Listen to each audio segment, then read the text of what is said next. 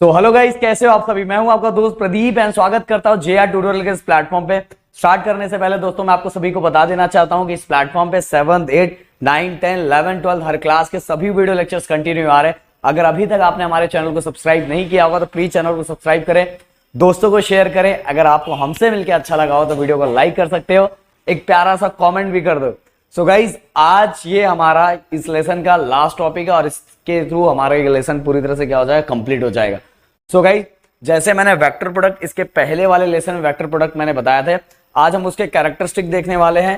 Total 5 characteristic हम देखने वाले हैं गाइज, और बहुत सिंपल है, कुछ इतना हार्ड सा नहीं है। बच्चे बहुत बार कंफ्यूज होते हैं कि सर ये इसमें कंफ्यूजन हो रहा है, समझ में नहीं आ रहा है। तो एक बार वीडियो तो देख लो, प्रदीप सर का एक बार वीडियो देख लो, आपको क्लियर हो जाएगा पूरी तरह से। तो गाइज, कैरेक्टरिस्टिक एक एक करके एक एक चीजें मैं आपको बताते जाता हूं। Vector product does not obey commutative law of multiplication. सही बात है। अगर मैं यहां करके बताता हूं, P बार क्रॉस Q बार, मैंने क्वेश्चन पूछा था आपसे, याद होगा, इसके पहले वाले वीडियो में पूछा था। P bar cross Q bar is not equal to Q बार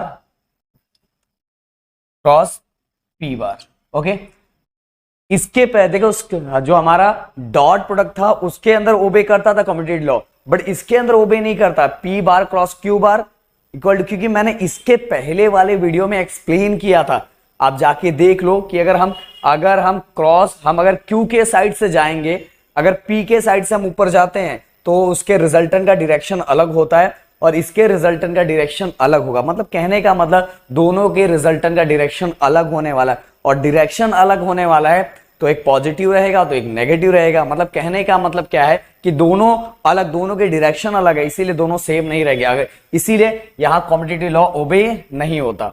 और अगर हम दोनों का बस मैग्नीट्यूड की बात करें, अगर ओनली मैग्नीट्यूड की बात करें तो नंबर तो सेम ही रहता है।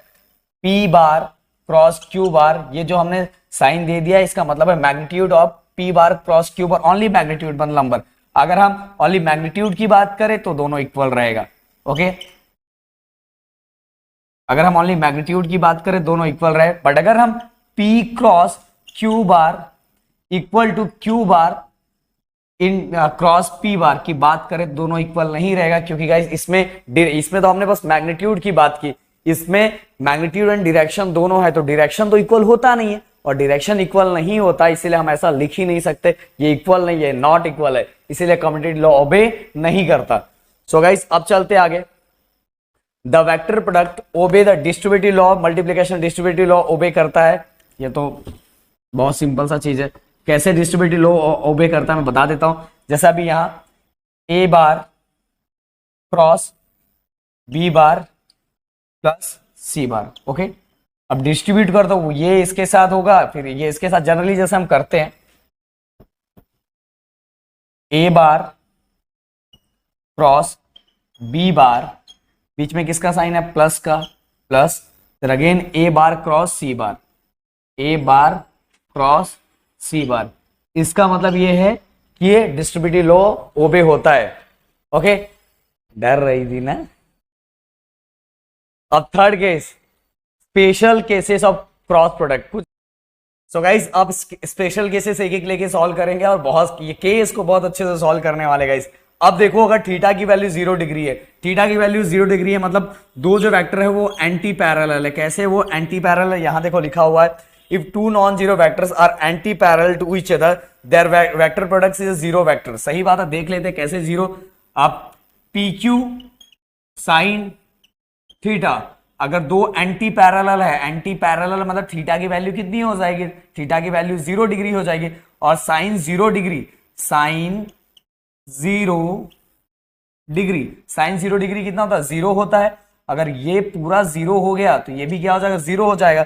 तो अगर दो एंटी पैरेलल वेक्टर है तो उनका जो प्रोडक्ट होता है, उनका जो प्रोडक्ट होता है वो प्रोडक्ट क्या होता है, 0 वेक्टर होता है। क्या होता है, 0 वेक्टर। ओके, अब चलते हैं नेक्स्ट केस देखते हैं। नेक्स्ट केस में क्या दिया हुआ गाइस, इसको मैं पूरा हटा दूं। नेक्स्ट केस में, if theta equal to 180 degree, if two non-zero vector are anti-parallel, their vector product is zero vector। अब मान लो दो वेक्टर दिया हुआ है, दोनों एंटी पैरेलल है और दोनों एंटी पैरेलल के बीच में जो डिग्री है वो कितना है 180 डिग्री है। कितना है 180 डिग्री है। और जब 180 डिग्री है अगर हम पुट करेंगे फिर से P Q sine theta, P Q sine theta. अब पी क्यू साइन थीटा कितना 180 है, 180 degree sine 180 degree, sine 180 degree कितना होता है बताओ। साइन 180 डिग्री भी ही जीरो होता है, तो ये भी जीरो हो गया। सो ये जीरो हो गया तो ये पूरा क्या हो गया जीरो हो गया। ओके तो यही लिखा हुआ है if theta equal to 180 degree that is if the two non zero vector are anti parallel their vector product is their vector product is zero vector. अब यहां लिखा हुआ है P Q sine theta P Q sine pi equal to zero. मैंने करके बता दे sign 180 कितना होता है जीरो होता है, और जीरो को अगर पी क्यू के साथ मल्टीप्लाई करेंगे तो आंसर क्या आएगा जीरो आएगा। अब चलते आगे। अब मान लो गाइस नेक्स्ट जो है हमारा, नेक्स्ट में ये दिया हुआ है कि if theta equal to 90 degree. अब थीटा इक्वल टू 90 डिग्री मान लो दो वेक्टर जो हैं वो क्या है, ये दो वेक्टर जो परपेंडिकुलर है, दोनों वेक्टर कैसे परपेंडिकुलर है, और जब परपेंडिकुलर होते हैं तो उनकी वैल्यू इन थीटा की वैल्यू कितनी होती है 90 डिग्री होती है। तो अब इनको भी पुट करके देख लेते हैं हम। P Q sine theta, P Q sine theta, तो साइन थीटा कितना 90 है, साइन 90 डिग्री, और साइन 90 डिग्री कितना होता है 1 होता है। कितना होता है 1 होता है। अब 1 पुट करो, ये हमारा 1 हो गया या पूरा 1 पुट किया तो ये क्या आ जाएगा P Q. Okay P Q sine theta, sine जो हमारा थीटा की वैल्यू कितनी 90 डिग्री, साइन 90 डिग्री कितना था 1 होता है, इसीलिए क्या आ गया पी क्यू आ गया। तो देख लो इधर P Q equal to sine 90 degree और 90 डिग्री होता है 1, इसलिए P Q equal to P Q हो गया। So if theta equal to 90 degree, if two non zero vector are perpendicular to each other, the magnitude of their vector product is equal to the product of magnitude of two vector. Product of magnitude देखो, दो vector का हम जो cross product निकाल रहे हैं, अगर उसका थीटा 90 डिग्री रहा तो इज इक्वल टू क्या होगा, वो हमने फाइंड करके बताया, is equal to product of magnitude of two vector होगा। और गाइस कुछ चीजें और केस कर याद रखना है आपको। आई जे इसके पहले याद होगा कि जब भी अपोजिट यूनिट वेक्टर्स होते थे तो आंसर हमारा क्या आता था जीरो आता था, अपोजिट यूनिट वेक्टर होते थे। अब इसके अंदर पर ये आपको याद रखना है I cap cross J cap equal to K cap होता है। ऐसे याद करवाते हैं हम आपको, ऐसे एक बार ऐसे लिख देते हैं आई जे के, ये तो आपको आता ही होगा आई जे के, तो cap cross J cap equal to K. तो गाइज आपको याद होगा कि डॉट प्रोडक्ट में हमने देखा था कि जब दो सेम यूनिट वेक्टर रहते हैं तो आंसर हमारा क्या आता है 1 होता है। ओके और जब दो अपोजिट रहते थे, दोनों अलग रहते थे, दोनों डिफरेंट रहते, अपोजिट नहीं दोनों डिफरेंट रहते थे, तो हमारा आंसर क्या आता था 0 आता था। बट थोड़ा यहां अलग है तो इसको आपको बाय हेड कर रखना है, ऐसे बाय हेड करके रखो I J K. Okay I cross J equal to क्या होगा के होगा, जे क्रॉस के क्या होगा आई होगा। देखो यहां अब लाइन वाइज जैसे आई जे के आपको आता है के क्रॉस आई क्या आएगा जे आएगा, के क्रॉस आई जे होगा। ओके सो ये समझ गया होगा, बहुत सिंपल है, इसको बाहर रखना। अब गाइस इसमें अब P bar equal to Q bar, अगर P bar equal to Q bar है, कहने का मतलब गाइस हम दोनों इक्वल है तो P की जगह Q भी रख सकता हूं, ये Q की जगह P भी रख सकता हूं, पर अगर दोनों सेम आ गया तो हमारा रिजल्ट जो होगा 0 होगा। मतलब आपको ये याद रखना है कि अगर सेम यूनिट वेक्टर हैं तो आंसर क्या आता है 0 आता है, आंसर क्या आता है 0 आता है। सो गाइस चलो मैं एक बार इसको मैं आपको ये वाला, क्योंकि इसमें बच्चे बहुत कंफ्यूज होते हैं कि यहाँ माइनस कैसे आए। अब यहां ध्यान दो आई जे, हम देखो सब इस तरह आगे बढ़ रहे हैं ऐसा, अगर आई जे तो आंसर क्या आएगा के, तो हम ऐसे बढ़े, और जे के होगा तो आंसर क्या होगा आई होगा। ओके सो हम इस तरह बढ़ रहे हैं, देखो जे के आंसर हुआ तो क्या हो गया आई हो गया। अब के आई तो आंसर क्या होगा जे होगा। मतलब कहने का मतलब क्या होगा, हम इस तरह ही बढ़ रहे हैं, अगर इस तरह हम बढ़ रहे हैं तो सभी जो चीजें होगी हमारी पॉजिटिव होगी, बट अगर हम इस साइड बढ़ना स्टार्ट हुए, मतलब मेरे लेफ्ट साइड, मेरा जो बॉडी अभी इस साइड है, मैं लेफ्ट साइड अगर बढ़ना स्टार्ट हुआ तो जो जो दो चीजें के बाद जो तीसरा बचेगा, जो तीसरा यूनिट वेक्टर बचेगा वो माइनस होगा। कैसे? देखो आई आई मैं इस साइड से बढ़ रहा हूं, आई के, तो ये जे क्या हो गया? माइनस हो गया। जे आई देखो मैं इस साइड बढ़ रहा हूं, जे आई तो क्या बचा? के क्या हो गया? माइनस हो गया। अब के जे देखो मैं इस साइड बढ़ा, के जे क्या बचा? आई बचा, तो आई क्या हो गया? माइनस हो गया। सो इस साइड अगर मैं लेफ्ट साइड बढ़ा तो क्या होगा? माइनस, जो दो के बाद जो तीसरा यूनिट वेक्टर बचेगा वो माइनस होगा। और अगर मैं सिंपल जो आई जे के, ये डायरेक्ट आई के बाद जे के बचा, जो डायरेक्ट ही वैसे है तो वो पॉजिटिव रहेगा। सो गाइस ये मैंने बता दिया। अब बढ़ते हम फिफ्थ की तरफ, जो हमारा फिफ्थ कैरेक्टरिस्टिक है। ओके, क्योंकि ये सब चीजें याद रखना। इसमें क्या क्या याद रखो फिफ्थ के लिए? अगर डिफरेंट रहा तो हमारा डिफरेंट का आंसर आएगा, बट सेम रहा, सेम यूनिट वेक्टर रहा तो आंसर क्या आएगा? सेम यूनिट वेक्टर का आंसर आएगा 0।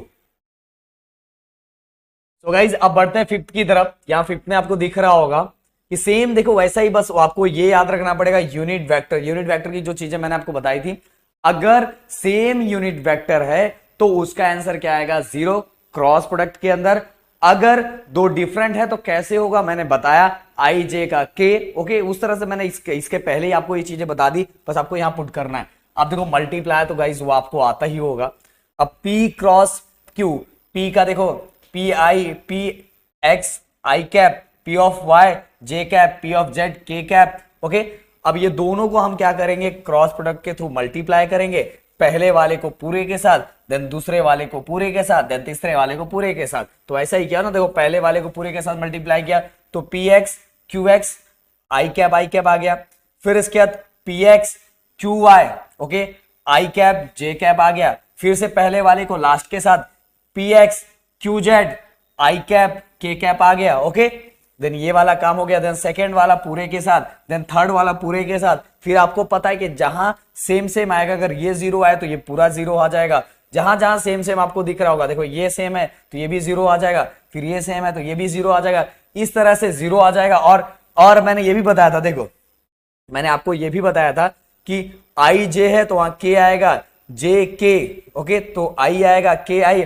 और अगर जस्ट वो वाली जो मैंने अभी जस्ट बताई, तो आई के माइनस जे आई माइनस के जे माइनस आई, तो ये सभी वैल्यूज को अगर हम यहां पुट करेंगे और पुट करने का हमें फाइनल ये मिलेगा। ओके, फाइनल ये मिलने वाला है। अब उसको पुट करोगे तो आपको ऑलरेडी मिल जाएगा। और हम डिटरमिनेंट्स फाइंड कर, डिटरमिनेंट्स एकदम सिंपल है गाइस। पी क्रॉस क्यू का इसके थ्रू हम डिटरमिनेंट्स फाइंड कर सकते हैं। I cap J cap K cap, पहले वाला P X P Y P Z लिख दो, और नीचे Q X Q Y Q Z लिख लो। सभी की वैल्यू जो न्यूमेरिकल्स में मैं बताऊंगा कि इसको यूज कैसे करना है, किसको सॉल्व करना है, वो पूरी तरह से मैं न्यूमेरिकल्स में सॉल्व करवाऊंगा। जैसे न्यूमेरिकल्स की सीरीज मेरी स्टार्ट होगी तो न्यूमेरिकल्स की सीरीज में मैं आपको ये बताने वाला हूँ। सो गाइस यहाँ ये टॉपिक एंड होता है। अगर आपको वीडियो अच्छा लगा हो तो प्लीज वीडियो को लाइक कर सकते हैं, चैनल को सब्सक्राइब कर सकते हो। एंड आज मेरा गला बैठा हुआ है क्योंकि कंटिन्यू आज मैंने बहुत लेक्चर्स लिए हुए हैं। और ये ओमकार सर, ये अपना लास्ट टर्न है। ओके, तो उन्होंने ऑर्डर दे दिया है कि ये लास्ट है, तो फाइनली एंड होगा। और यहां बस बहुत सब कुछ चीजें तो मैंने बता दी। चलो गाइस अपना ध्यान रखो। जय हिंद दोस्तों।